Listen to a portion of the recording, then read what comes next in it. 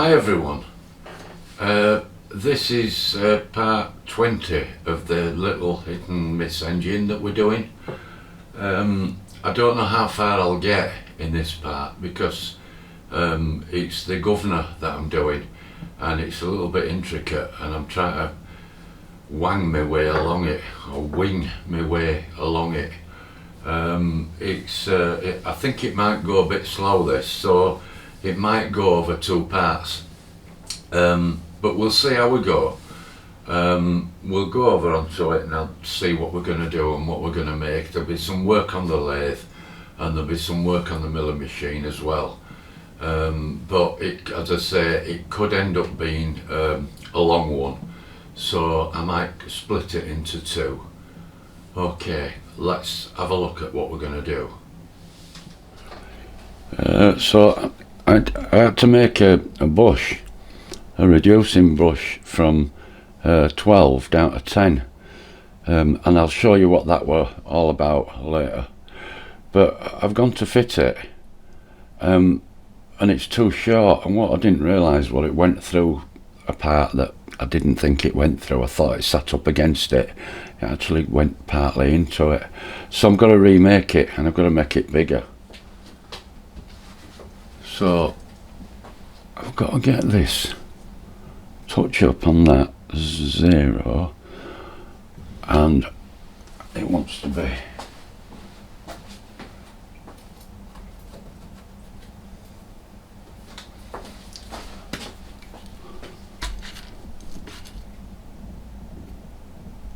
so 16mm long, so if I make it quite a bit longer,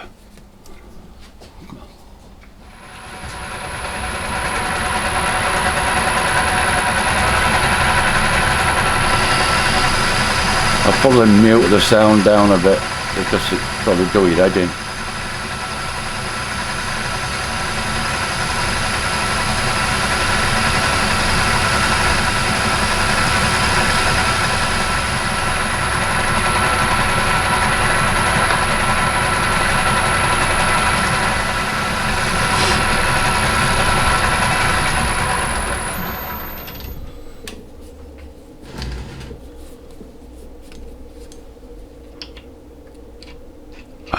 There you go. Now that's what it wants to be, and that, oops, a nice slide fit on there, because that shuttle's got to slide backwards and forwards on it.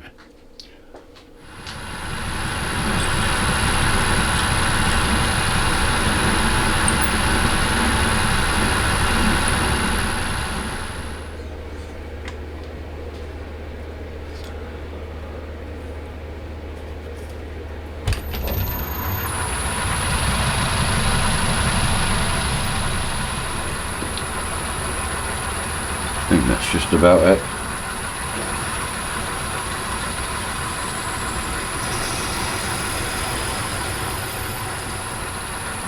I'll slow it down a lot more.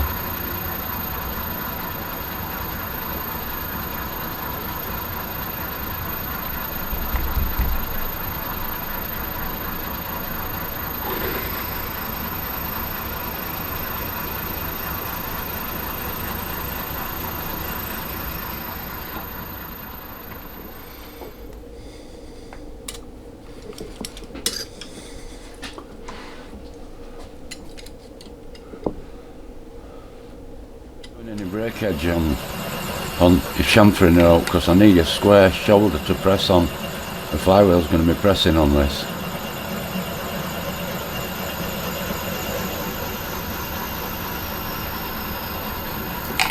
Brake. I slow right down so that I get this wall as fine as I can, and in fact it's fallen off, look. So that needs a lot less dressing up. If you come in harshly, it'll snap off and there'll be a great shoulder to fettle away. Let's have a look. So that's the original one, and this is the new one. Look, that's 3mm longer, which is what I need. As I say, I'll bring camera over later on and explain when I've got this cleaned up and it fits, and I'll show you what the problem is. It's not a problem. Right, so something that I needed to sort out were a couple of things really. One is this finger I made for pulling the latch lever in. I've removed some metal off it here, and it might need some more to come off yet, and that's just been roughly filed. So far I haven't got past my solder mark, so it's still nice and strong. But why this? Because what I realised is this shuttle's got to be free to float up and down on here, as we know, so that it can latch in and out. For that to happen, I've then got another piece of bar, which, I mean, I've got this to machine yet, this great lump, which is going to go through the centre of the flywheel. And I'm very tight for room. If this had been half inch longer, or even, you know, even an inch would have been better, longer, it'd have been great, but it isn't. And I'm working with what I've got. So yeah, I made this first spacer, and it needed to be 13mm long to give me the movement I needed on here. But what I didn't realise was that this shaft here is already 12mm here, and then it reduces down to 10 here. So when I'd bought this, well, I bought it actually, I bored that out to 12 because I think it was 10. So that's got to be nipped onto the shaft whenever timing's sorted, but that's later. But this, what I didn't realise was, because of that, I made this spacer thinking it were going to press up against there, and of course it isn't, it's going inside it, up to the shoulder of that 12mm one in there. So let's bob it on. Right, so that's actually gone inside there by about 2.5mm. But what I have got sticking out is my 13. Double check.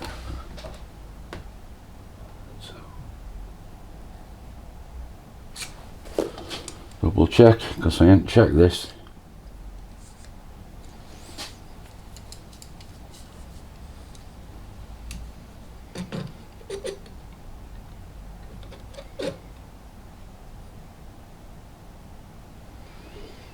$13.55, that's great.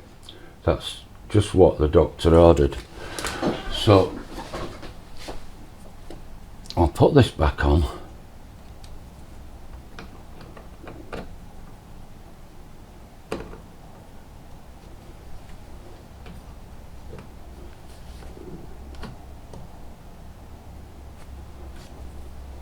Put the pin back through.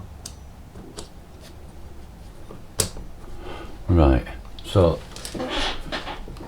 when the flywheel goes on and this nut's tightened up, it's got to tighten right on. So it's going to tighten onto that shoulder there, onto that piece of steel, which is up against the other one, which is against the bearing to the crankshaft. So we're all good. That's what I didn't realise, because that's still got to be able to do that freely. So when the valve is latched like that, we're not to the end, if you can see that. Sorry, I'm going to zoom you in.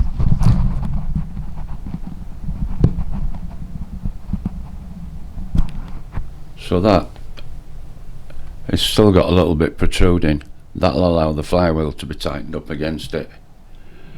I'm still working my way through this governor idea. I had a copy of some David Cazell drawings, which I looked at the governor, and it's very, very similar to what I'm going to make. So the governor I'm making is not any different to any other. There ain't a lot else I can do, but what I have got is a limit of space for my flywheel. This bar is going to have to be machined. Let's zoom back out, right out. Right. So this bar is going to have to be machined to be a press fit in there, which, as I say, I'll heat that up and keep that nice and cold and press it in with big press, so that when it's in, it's in. The thing is, there's a lot of intricate features to put on here, which is that will go on there. The two fingers that pull, which is why I've cut this back, the two fingers that pull this out for the governor. Now I'm tight for room and I'm trying to get it all within that circle so that the machining and the slots for the governor to slide backwards and forwards with the spring weights will all be within the brass, so that I don't have to machine any of this. I'm still not sure how I'm going to pinch this to this. That's going to be locked solid, so I might have to maybe a grub screw and a flat somewhere on it so that it grips it tight. That'll probably do it. Yeah, that'll probably do it. So that's where we're up to. I haven't done a great deal more, but this is the next part. Is it part 20 that we're going on to? So I wanted to get all this governor bit done within this part so that we can continue on with other things. I've now got a nice piece of aluminium from a friend who kindly donated that to me. If you can see there, that's going to be the little smoke box. Well, not smoke, but it's for water. So I've got to sort of make that look somewhat like a little chimney or something. But that's all in another part. Okay guys, that's as far as we've got.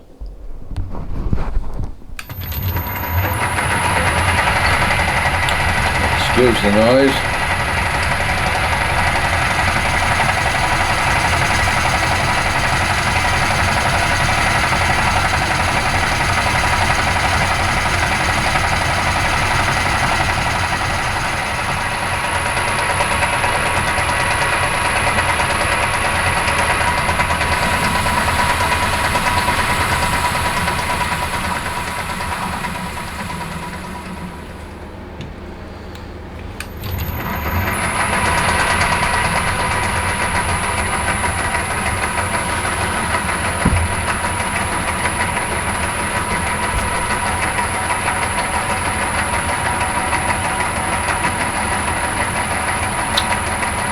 Right, stop and think.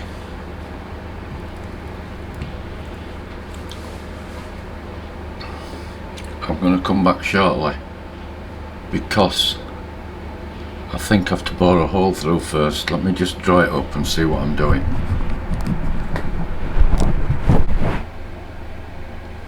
Right, I've made a decision. I'm going to part it off. This piece here, it's partly a fixture, so once that's gone and this is just this, you can hold this part in the jaws of the chuck on the lathe to work on this end, because it's just over 1/2 inch is the detail I'm going to do on here, but it's also got to be fixed onto a rotary table because there's some machining to do again on it to a depth of just over 1/2 inch. If I've got 1/2 inch.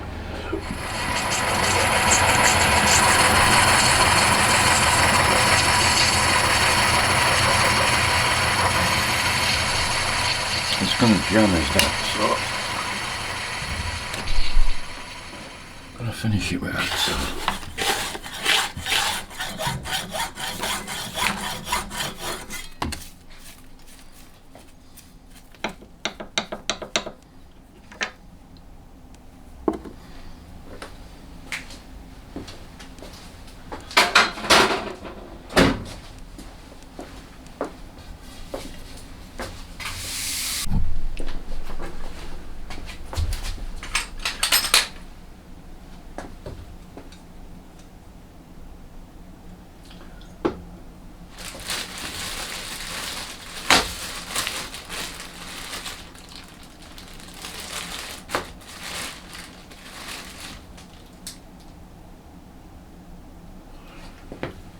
What I'm on with is I want to make an MT2 taper like that. Now this is an adapter I made some time ago, and this fits in the rotary table, and you knock it in and it goes in fairly tight, not too tight but tight enough to get mandrels in, which I made quite a few. Mandrels, if you've seen my previous videos, you'll have seen me using them, making certain things, including that nailing tool. But I want to go all the way through with a threaded rod, and I don't want to drill that out because it's you know, it's got a little M5 I think it is thread in it. I don't want to wreck that because none of my mandrels would work anymore, so I'm going to make another one. That's big enough to do it with. I can't remember angle I had my compound at now. So I'm making a fixture for a fixture so that I can make a part, which is what we're doing all the time, is making fixtures. So I'm going to use that, and I'm thinking aloud to myself that what I might do is on the bottom of it thread it M6, make it just the right length, thread this end M6, this is too long, and then I can screw a bolt in, so I can literally put that in and lock it in with a screw from underneath so it's fixed solid, and drill and tap an M6 into there, and then I can fix that onto that with just a short bolt. Don't have to have a piece of threaded rod all the way through, just you know, an Allen screw or something. And I've just tried one, and that's an M6 Allen screw, and that is perfect. So that can be bolted down and I can start working on this. So I've probably got a few hours here of messing, making a fixture for a fixture. But as I say, that's what it's all about. Again, pieces of scrap out my drawer. That's all what were left over from, yeah, large bore steady rest, wasn't it? Yeah, I used some of that other night, didn't I? So there we go. So I'm going to set the lathe back up and I'm going to make this little mandrel, and I'm not going to show it because I'll be spitting and shouting and all sorts, because I've got to get this taper right on it, MT2 taper, and if I'm messing with camera I'm probably not going to get it right. Milling cutter,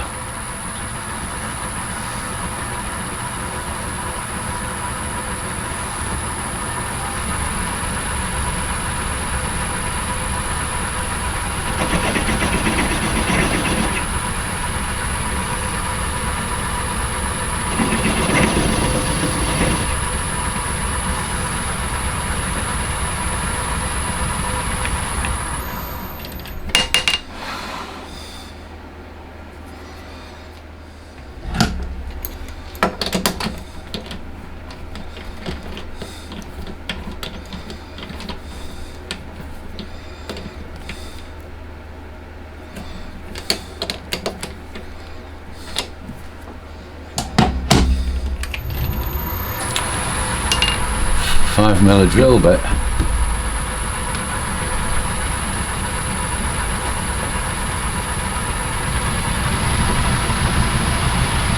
Ah, no good, I need a starter drill.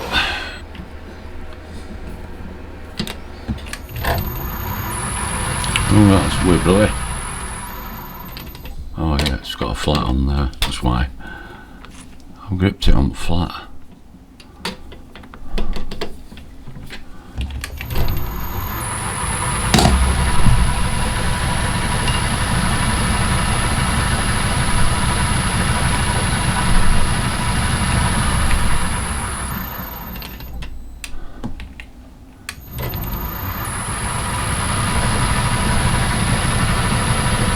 No, that's not right, is it?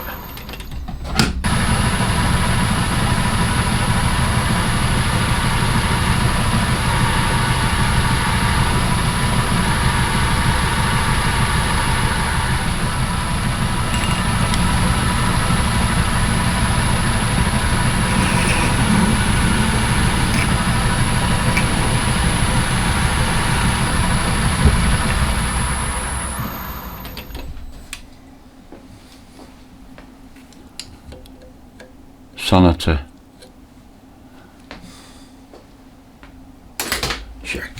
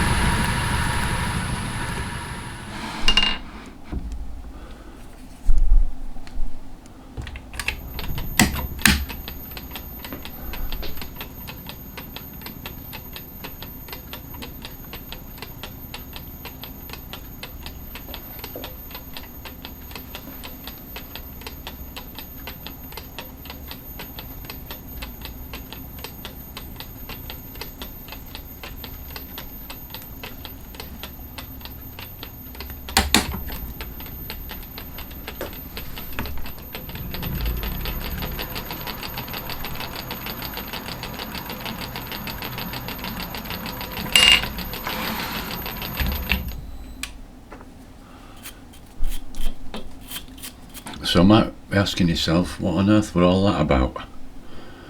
I'll show you.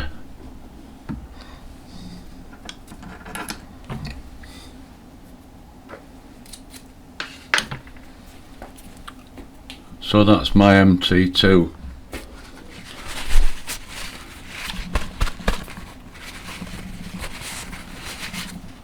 Adapter done. So that'll go in to the table, a rotary table, M6 bolt in the middle. My work will sit on there and it'll be bolted to that. That has got a thread on the bottom. I'm going to make a sleeve nut, a bit like this if you can see it. That's a nut with a sleeve down so that it'll centralise. I know it is right MT2 taper, but just to be sure and grip properly, and it'll screw onto that. So another little fixture made. It has taken me like a good hour, at least, no, about an hour and a half to do that.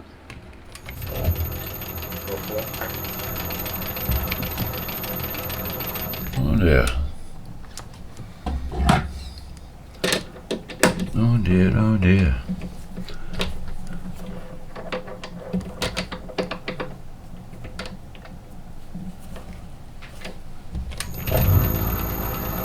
Better.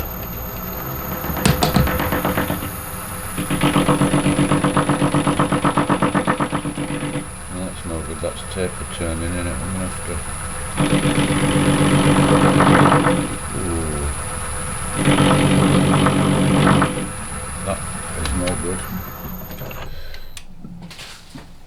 Need a carbide bit. I seem to remember this one okay.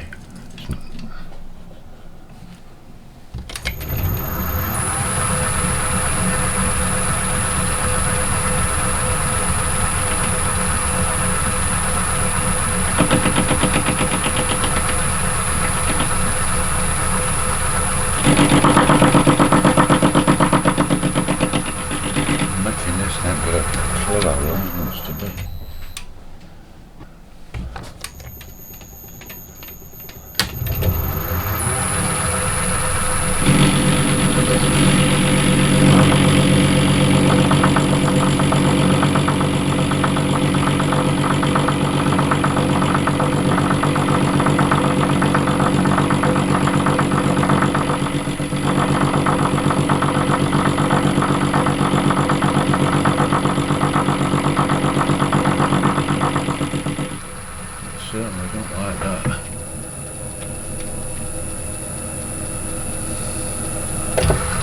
I doubt I could get cut in one go.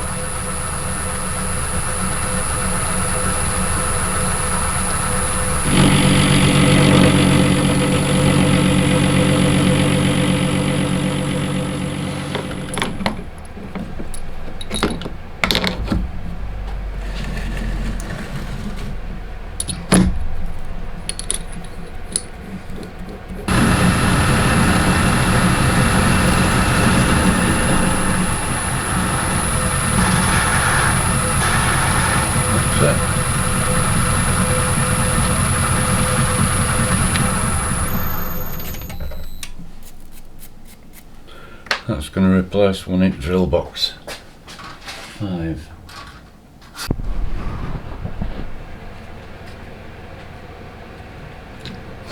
Sorry about that. I parted it off, forgot to turn camera on. Just knocked it out there.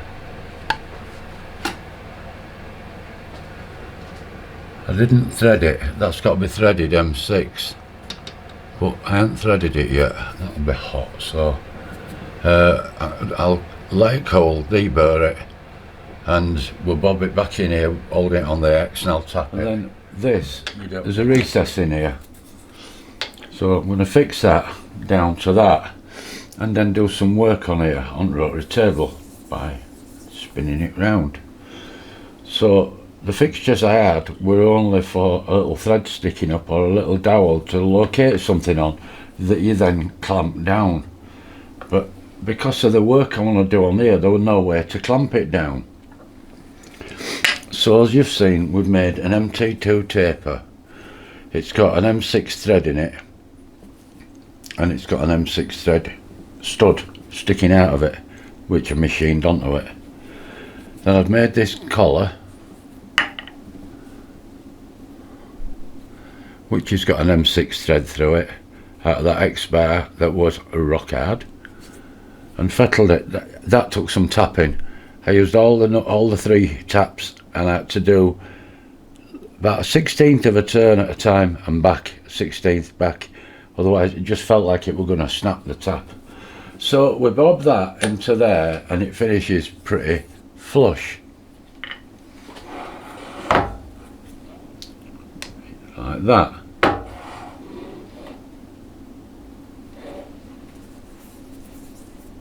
Okay. We then lift that up and we bob this insert in the back, and you see there's a shoulder on here, and there's not a lot of room between that shoulder and there. It's 5mm, so I made that like 4.5 mil roughly.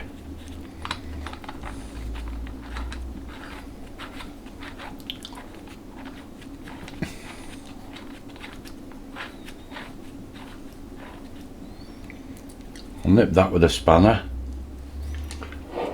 and we've got an MT2 taper in there permanently tightened down. I can then put my work on a bolt of a suitable length, not that one, and I can screw into that with a little washer on it and clamp that down and do all the work. So all that work I've done tonight is purely just so that I can make a bit of work on that, a bit of a feature on that.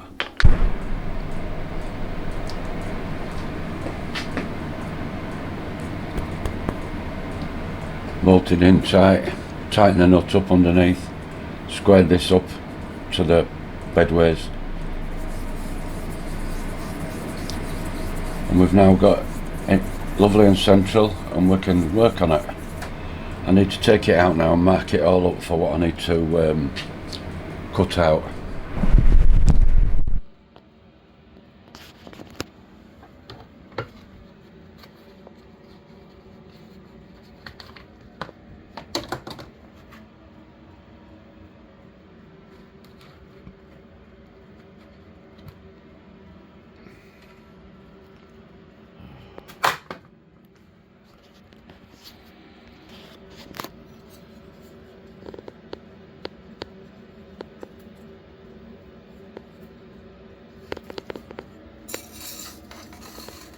That's better. Bit of scrap aluminium plate, 2 minutes, job done.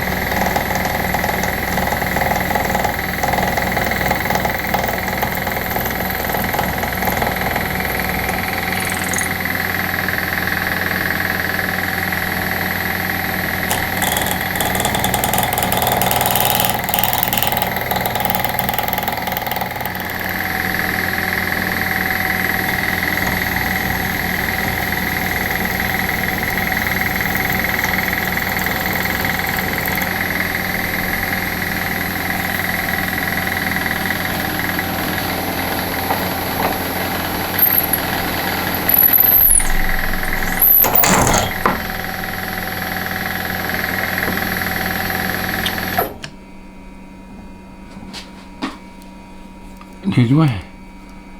Yeah, we broke the cutter. You saw it, guys. I think.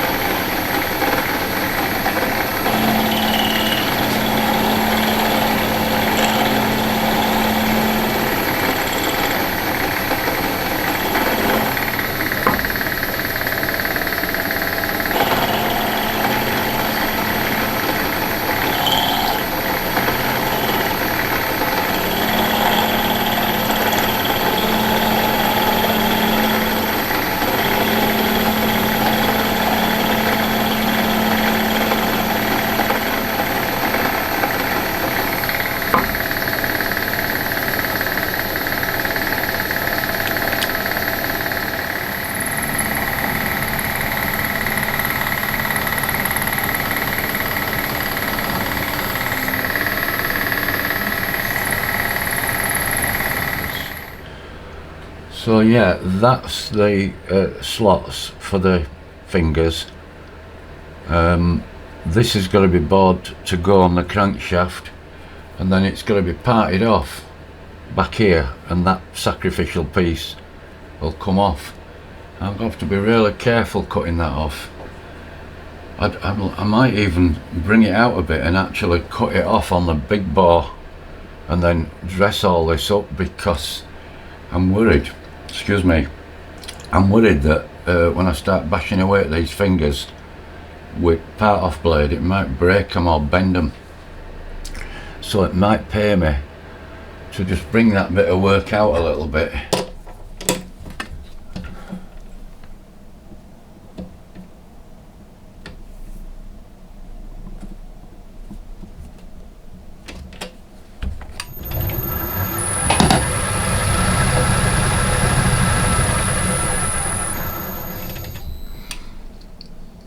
Yeah, and part it off just, I mean, leave like 1/16 of an inch on it,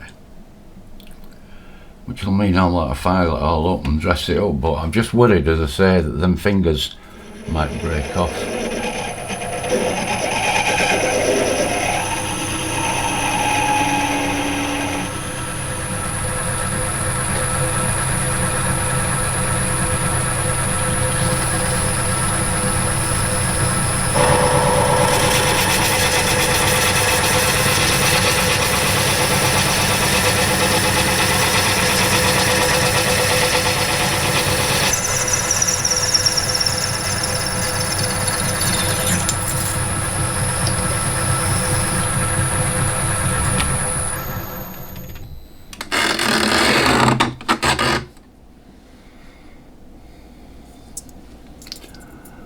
So that's paper thin, so I can break that away.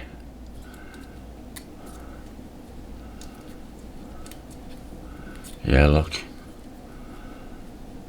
and just dress it up.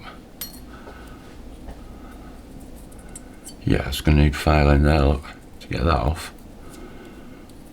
But yeah, I think that was a wise choice really, because I'd hate to think I've done all this work on this bit of metal. That one's come off better, look, as that one. So yeah, they've got to be dressed round, nice and round and squared off, because they've got a radius cut in them there and they don't want to be. And they've got to be drilled for pins to go through, which probably do that back on milling machine and use edge finder. There's that to get off, and that should then fit the crank. Right, so that's the piece. cleaned up a bit, and I've just rounded edges a little bit on it, so it's something like, it's not immaculate, but I'm sure it'll serve its purpose. And what we're saying about this bobbin is this diameter, I think I need to reduce that slightly, because that's going to be, it won't go right over it, and that them ears have got to go over that, so I need to reduce it down a little bit, at least this outside one, possibly inside one slightly, but I'm not sure yet. So what's left to do on that is to make the fingers and the weights that fly out.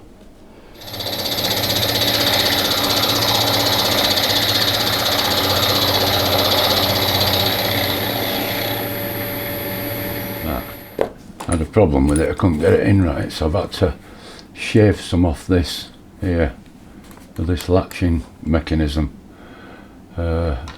because when that were on there, this thing's got a spin with the flywheel, and it were hitting here, so I've filed some of this away. There's still quite a lot of strength in that soldered joint, so I don't think we've got an issue. Yeah. Oh, that's right on, that's as far as it'll go, because I put this little collar in here, which is for when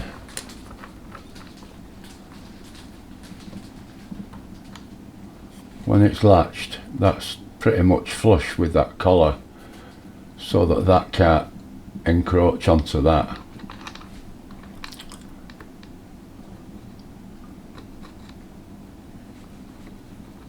So that's how that'll go. And as I said, these fingers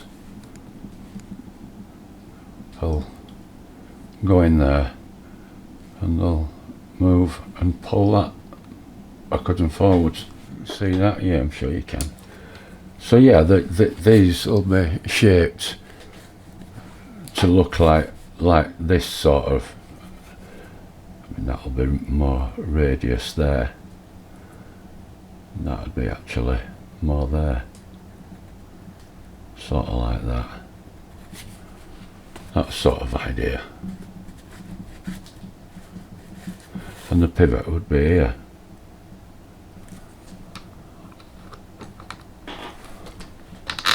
Onto that collar. So that'd sit sort of something like that. Clear as mud. Well, it is to me as clear as mud. Right, I'll carry on. I'm going to start shaping these, but I need to glue these together and then leave them. So I think I've got some Loctite 638, but to be honest with you, I don't know which Loctite's best.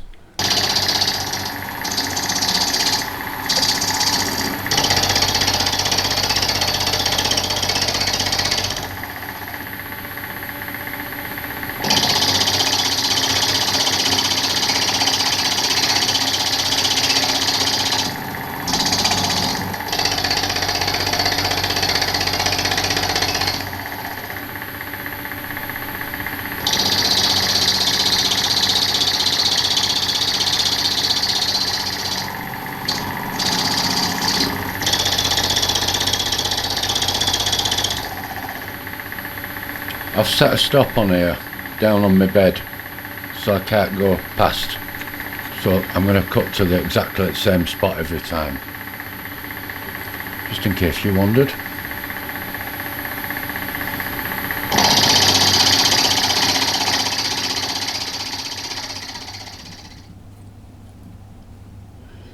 Yeah, so hang on, get a pointer. I need to run a smaller cutter now up the edge there to create a radius, and then not melt rest of it away, because the rest of it's got to be a ball. I'll come back when I've decided how I'm going to do this. Let's get the smaller.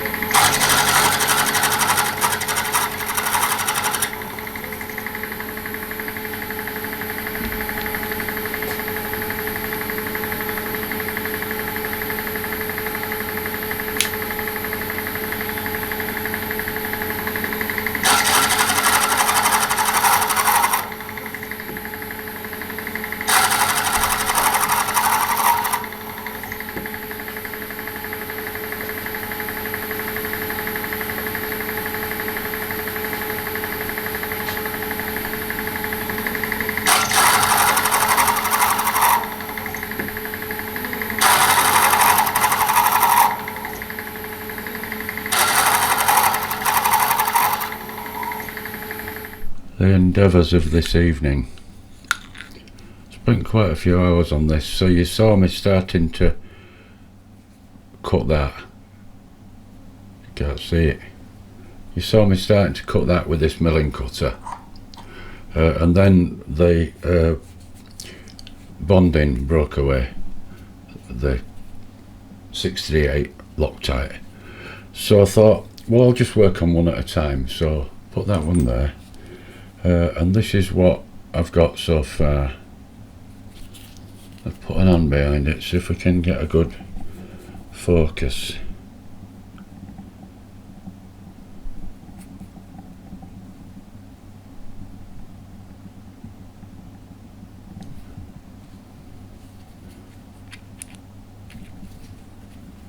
I've got that to fit, so that fits that now, and that'll lever like that.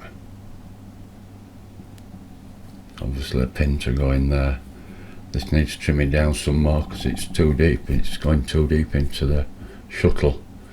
But that's the endeavours of this evening, but we're getting there. So now I've got to make a copycat of that onto that one, which we'll probably do tomorrow or maybe even Sunday.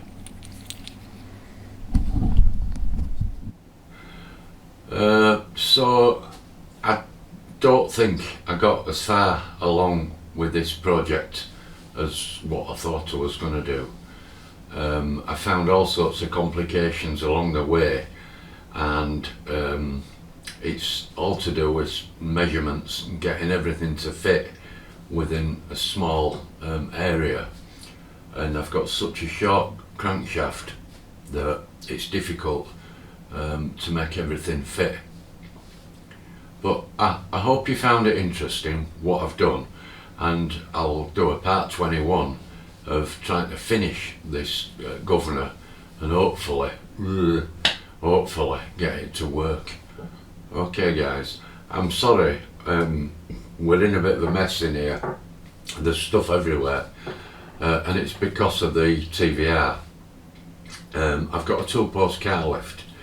Now I was assuming it were going to be delivered, but when they told me that it were going to be delivered on a 15-ton truck with a big tail lift, it were a no-no, because the area where I want this to be is very restricted. It's got an access road that's very, very narrow, and unfortunately there's no way a 15-ton lorry would get up here. So on Tuesday I'm going to go down to Staffordshire from Leeds, and I'm going to pick it up in my Vivaro van. It's 630 kilograms. My van holds 1,010 kilograms. So today I've checked my oil, my water, my tyre pressures and everything else, and probably around Tuesday time we're going to be taking a run down there. If you haven't seen those videos about the TVR and the 2-post car lift, just have a look at my channel and you'll see them. Also, hopefully tomorrow at some point I'm going to take a trip to Brighouse, where I found kerosene at £1 a litre. Now last year I did a lot about diesel, Chinese diesel heater, and on it I think I paid £1.42 a litre for red diesel. That was best I could get. But some kind subscriber has left me a comment some time ago to tell me to try a company called Oilswell in Brighouse. So I rang them and they said, yeah, we can do kerosene at £1 a litre. So I've got two 25-litre tubs in the back of my van, and tomorrow I'm going to go down. I can actually get 27 litres in each barrel, so that's what I aim to do, to get 27 in each barrel. Give me 54 litres, and that'll last me right through the winter. Today I've been working in the garage, and I know this is digressing from the little engine, but you know, it's all connected to what I do. But today I've used £2 in electricity to run my electric heater to keep my garage warmish, because it was quite low. It was something like 9 degrees when I came in here, and it were a bit nippy. So I put the heaters on, and I've used about £2 today, which it'd be 2 litres of fuel. We'll have to see. I'll do another comparison on my channel about, if you look at the playlist, about doing Chinese diesel heater and how much to run, the costs are to run, and we'll see where we go with it. But I'm sure the kerosene is a lot cheaper. I found that last winter, and I'm sure this winter I'll find the same.